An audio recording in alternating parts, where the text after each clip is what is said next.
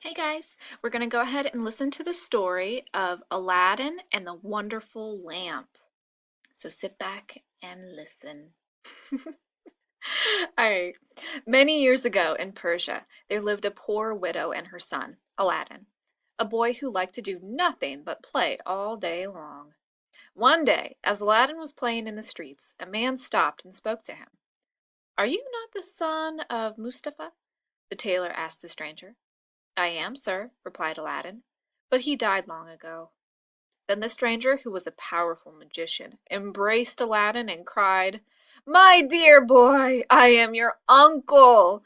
I knew you from your likeness to my brother. Run quickly and tell your mother that I am coming." Aladdin ran home as fast as he could to tell the news. His mother was amazed. "Indeed, child," she said, "your father had a brother, but I thought he had been dead for years." While she prepared supper, Aladdin went to get his uncle, who came laden with food. As soon as he had greeted Aladdin's mother, the man bowed to the place where Mustafa used to sit. "Do not be surprised that I have not come before," he said. "I have traveled far and wide, and have been out of the country for many years." When he heard that Aladdin had not yet learned a trade, he said that he would buy a shop for the boy and stock it with goods. "You shall become a rich merchant," he said. The next day he bought Aladdin a new suit of clothes and took him all over the city, where there were many wonderful things to see. At nightfall they came home, and Aladdin's mother was overjoyed to see her son looking so fine. The stranger was so good to them that he was now sure he must indeed be the brother of Mustapha. "I do not know how to thank you enough for all your kindness," she said. "May you live many happy years." Early the next morning, the man said to Aladdin, "Come, my boy, I will show you some fine things today." He led Aladdin to a beautiful garden outside the city gates. After they had eaten and rested there, they traveled onward until they were a long, long way from the city.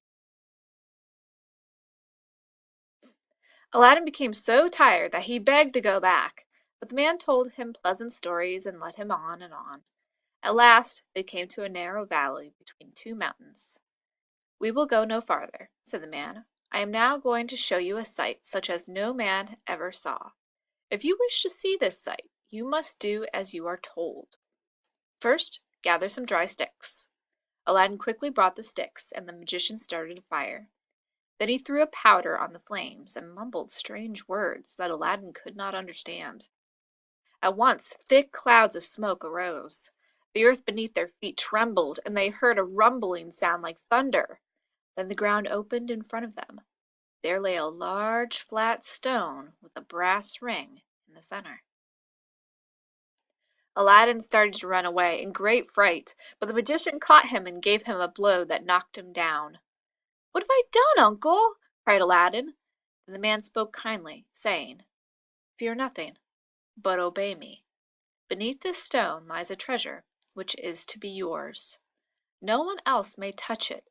If you wish to get it, you must be brave and do as I tell you. Grasp that brass ring with your right hand, speak the names of your father and grandfather, and pull." Aladdin did as he was told. The stone came up as if by magic. Beneath it were steps leading into the ground. "Now," said the magician, "go down these steps, and you will come to three long halls. Pass through them without stopping.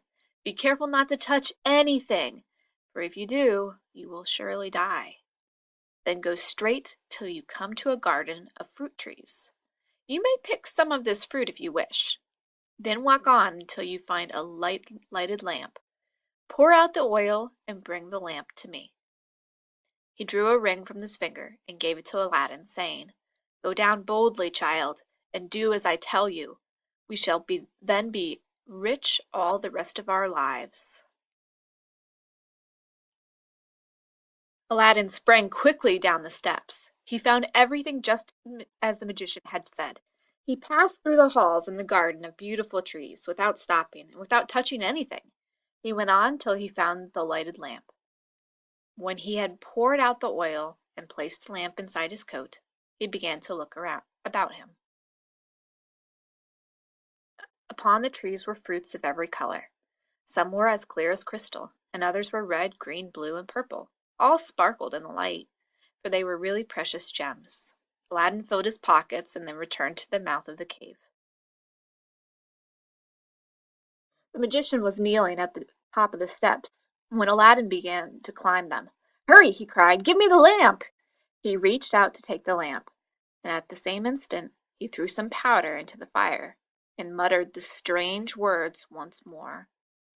Aladdin stopped for a moment, for he could not get the lamp from the folds of his coat.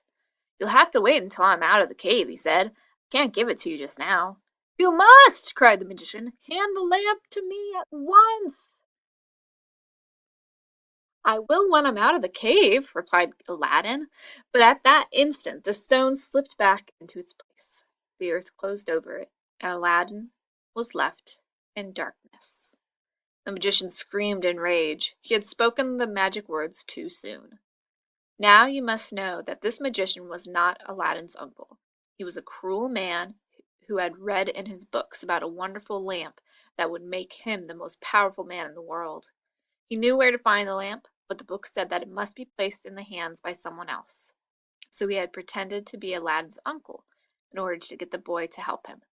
He had planned to get the lamp and shut Aladdin in the cave, but he spoke the magic words too soon, and so put an end to his hopes. But poor Aladdin! He was left alone in the dark cave under the ground. He was frightened nearly to death. For 2 long days and nights he sat in the cave, weeping bitterly. But the third day he was nearly starved. He clasped his hands in prayer, and as he did so, he rubbed the ring that the magician had given him. In an instant a huge and frightening genie appeared before him. "What is thy will, master?" asked the genie. "I am the genie of the ring, and will obey thee in all things." At any other time Aladdin might have been too frightened to speak, but now he replied boldly, "Whoever you are, if you are able, take me out of this place." No sooner had he spoken than the earth opened, and he was once more above ground. He set off rapidly towards home, very grateful for his escape. When he reached home, Aladdin emptied his pockets onto the table. "Where did you get such strange fruit, and such a curious old lamp?" asked his mother. "I will tell you all about it," said her son, "but first I must have something to eat." "Alas!" cried his mother, "I have neither food nor money to buy any." "Then I shall sell the lamp," said Aladdin. "At least let me polish it," said his mother. "You will get more for it." As soon as she began to rub it, a great genie appeared and said, "I am the genie of the lamp. I serve the one who holds it. What is thy will?" Aladdin's mother was so frightened that she dropped the lamp. Aladdin snatched it and spoke, "I am hungry. Bring us something to eat." As Aladdin spoke, the genie disappeared. In a moment he returned with a silver bowl, 12 silver dishes heaped with delicious food, and 2 silver cups. He placed them on the table and vanished. "Aha!" said Aladdin. "No wonder my uncle wanted to have this lamp. It can bring me whatever I wish." As they ate, Aladdin told his mother all that had happened in the cave. She begged him to sell the lamp and have nothing to do with the genie. "No," said Aladdin. "Since we have learned what it can do, we will use the lamp and also the ring, which I will always wear on my finger." The food that the genie had brought lasted a week. When it was gone, Aladdin sold one of the silver plates, and from day to day, as they needed food, he sold the rest of the silver. When he had nothing more to sell, Aladdin rubbed the lamp again. The genie appeared as before and brought another set of silver dishes heaped with food. Thus Aladdin and his mother were able to live in comfort for many years. One day the Sultan ordered all the people to stay at home and close their shutters, while his daughter the princess passed by on her way to the bath. Aladdin stayed at home and closed his shutters, but he peeped through them as the princess was passing. The princess happened to raise her veil just then, and Aladdin saw her face. The moment he saw her, he loved her with all of his heart. "Mother," he cried, "I have seen the princess, and I have made up my mind to marry her. Please go at once to the Sultan and beg him to allow his daughter to marry me." "What?" cried his mother. You are mad, my boy. I cannot go to the Sultan. Nay, you must go, said Aladdin. Carry him this basket filled with fruit that sparkle and shines like the most beautiful jewels. Then he will listen to you. His mother agreed and went to the palace at once. She waited patiently, but no one ever spoke to her. She went every day for a week before the Sultan noticed that she was there. Who is this poor woman who comes here every day? He asked. Bring her forward. Aladdin's mother knelt before the throne. Rise, good woman, and tell me what you want, said the Sultan. She told him of her son's love for the princess. He sends you this gift of fruit, she continued, presenting the basket. Fruit! Exclaimed the Sultan. These are diamonds and rubies and sapphires. My daughter may marry one who sends such a gift.